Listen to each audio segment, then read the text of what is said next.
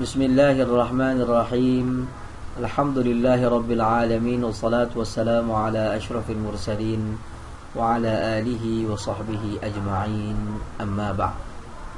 Alhamdulillah, kita sambung lagi pengajian kita pada fasa yang ketiga, iaitu isim-isim yang dihukumkan rafa'.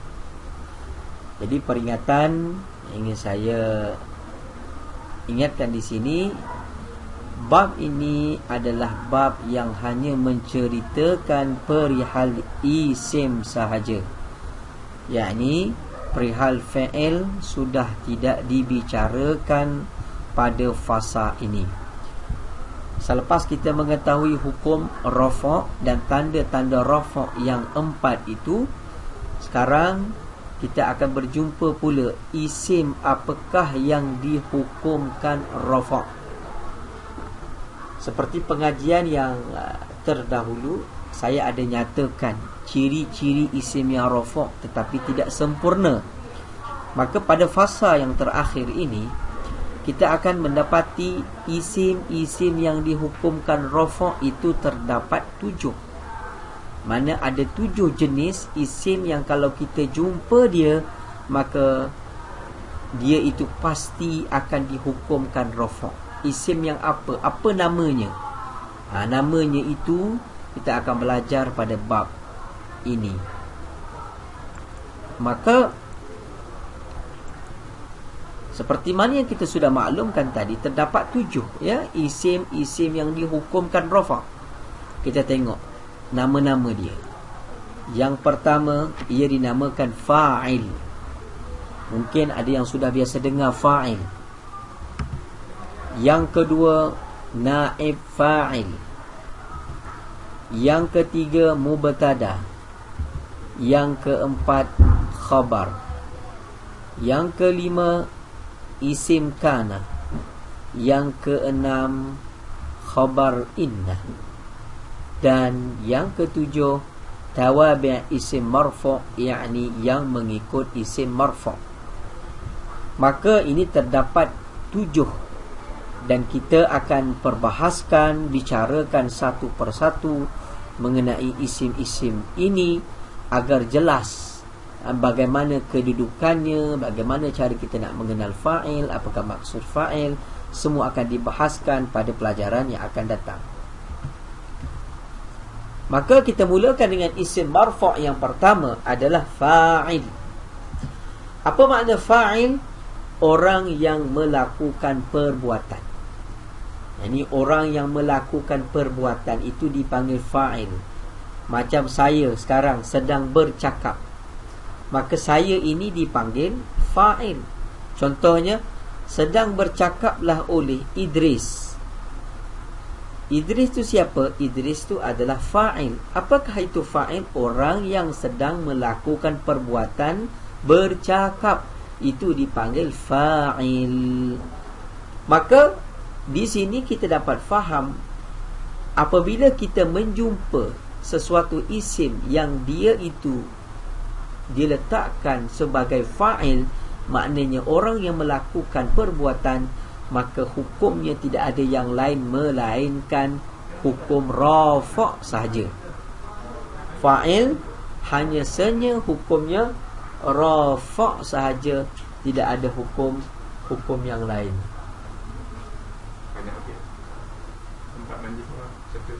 Baik,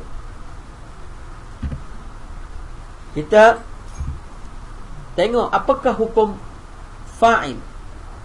Yang pertama rafa', yang kedua disebut sebelumnya fi'il bina ma'lum. Itu dia. Fa'il ini syaratnya dia akan dihukumkan rafa'. Tetapi bagaimanakah tanda rafa'nya? Tanda rafa'nya mengikutlah dia itu sebagai apa. Kalau dia sebagai isim mufrad, tanda rafa'nya apa? Kalau dia sebagai isim tasniyah, tanda rafa'nya apa? Kalau dia sebagai jamak taksir, tanda rafa'nya apa? Maka itu perlu rujuk kepada pelajaran yang terdahulu. Dan yang kedua, hukumnya disebut sebelumnya fi'il. Maknanya sebelum datang fa'il, mesti datang fi'il. Fi'il ni apa? Perbuatan. Dan fi'il tu pula mesti bina ma'lum. Fi'il bina ma'lum. Macam tadi saya buat contoh. Sedang bercakaplah oleh Idris. Idris itu dihukumkan fa'il, orang yang melakukan perbuatan bercakap. Di manakah perbuatan itu? Bercakap itu dipanggil fi'il. Mesti fi'il datang sebelum fa'il. Mesti perbuatan datang sebelum nak menceritakan orang yang melakukan perbuatan. Macam saya kata, telah makan oleh Zaid. Makan itu fi'il, Zaid itu fa'il, orang yang melakukan perbuatan makan. Okey, di sini kita jumpa istilah baru, fi'il bina ma'lum. Apakah itu fi'il bina ma'lum? Fi'il bina ma'lum adalah perbuatan, fi'il itu perbuatan ya, yang diketahui akan pelakunya. Kalau perbuatan itu diketahui akan pelakunya, pelakunya itu tidak disembunyikan, diketahui, maka fi'il itu dipanggil fi'il bina ma'lum. Macam saya kata tadi, telah makanlah oleh Zaid. Jadi di situ dimaklum, maknanya sudah dimaklum, sudah diketahui akan si pelaku. Itu dipanggil bina ma'lum. Okey, kita tengok contoh fa'il. Dan fa'il ini terbahagi kepada dua jenis. Yang pertama fa'il zahir. Zahir ni apa? Zahir lah, yang nampak dengan mata, yang nampak jelas. Maknanya yang nampak jelas. Yang kedua tersembunyi, tak nampak. Fa'il itu tidak nampak, dia ada tapi tidak nampak.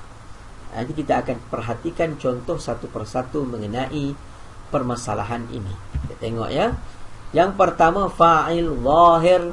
Mana fa'il yang nampak, yang zahir nampak. Sebagai contoh, nama Muhammadun. Muhammad sudah tidur. Muhammad sudah tidur ini menggunakan bahasa bercakap yang mudah. Kalau ikut terjemahan harfi, nama sedang sudah tidurlah Muhammadun oleh Muhammad. Itu terjemahan harfi, terjemahan ikut huruf. Nama sudah tidur Muhammadun oleh Muhammad. Kalau terjemahan biasa ni, Muhammad sudah tidur. Itu bahasa kita bercakap. Maka kita tengok perincian dia. Nama itu apa? Fi'il madhi. Hukumnya seperti sudah dimaklumkan, bina di atas fathah. Nama, tengok akhirnya atas fathah. Muhammadun, apakah dia menjadi hukum apa Muhammad? Nama tidur, perbuatan. Ya, Muhammadun orang yang melakukan perbuatan tidur.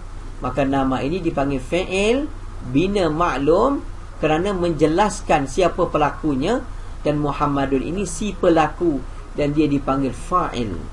Fa'il yang apa? Fa'il yang zahir, yang kita nampak. Muhammadun zahir, dia bukan tersembunyi.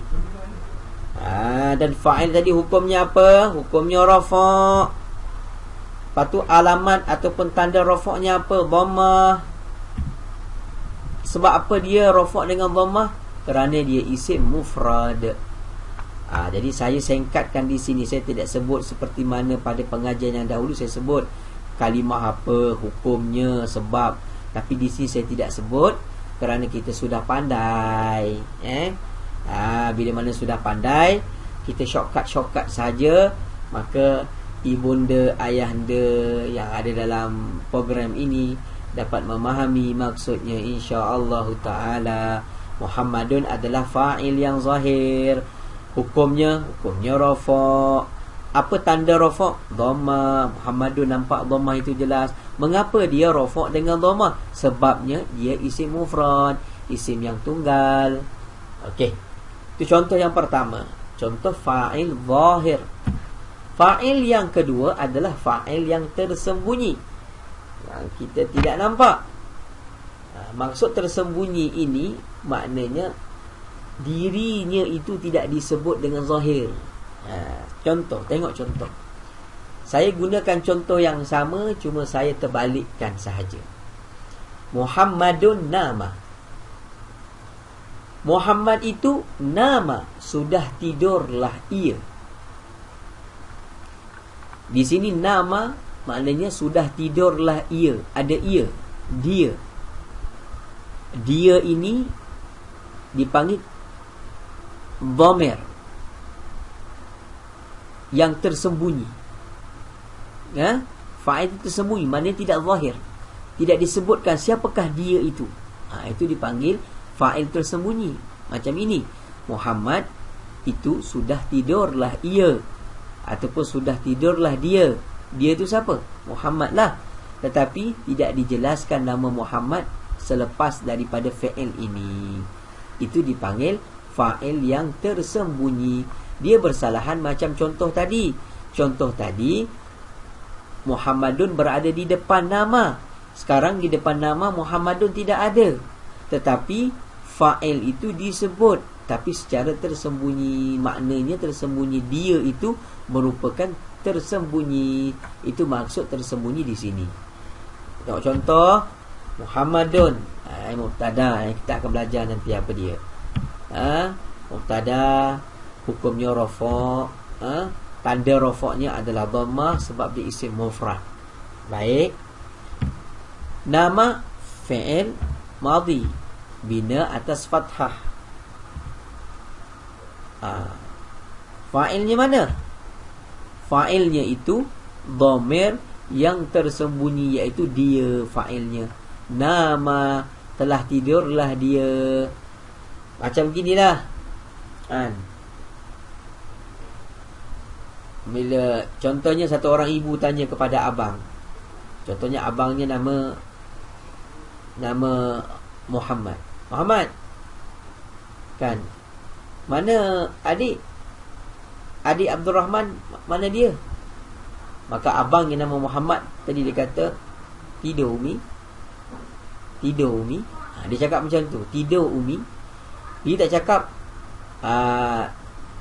telah tidurlah oleh Abdul Rahman. Dia tak cakap macam tu. Dia kata tidurlah Umi. Maknanya adik tu dah tidur. Tapi perkataan tidur tadi sebenarnya mengandungi di situ tersembunyi orang yang melakukan perbuatan tidur itu, iaitu Abdul Rahman, tapi tidak disebut namanya. Ataupun dia kata dia dah tidur. Kalau bahasa kita, dia dah tidur. Mana Abdul Rahman? Dia dah tidur Umi. Dia itu tak sebut nama. Itu dipanggil tersembunyi, maknanya tidak jelas. Dia tidak jelas namanya. Itu dipanggil fa'il yang tersembunyi. Maka itulah dia pengajian kita pada hari ini, iaitu mengenai hukum rafa'. Isim yang rafa' yang pertama adalah fa'il, yakni orang yang melakukan perbuatan, dan fa'il ini mesti jatuh selepas fi'il bina ma'lum. Sekian, wallahu ta'ala a'lam.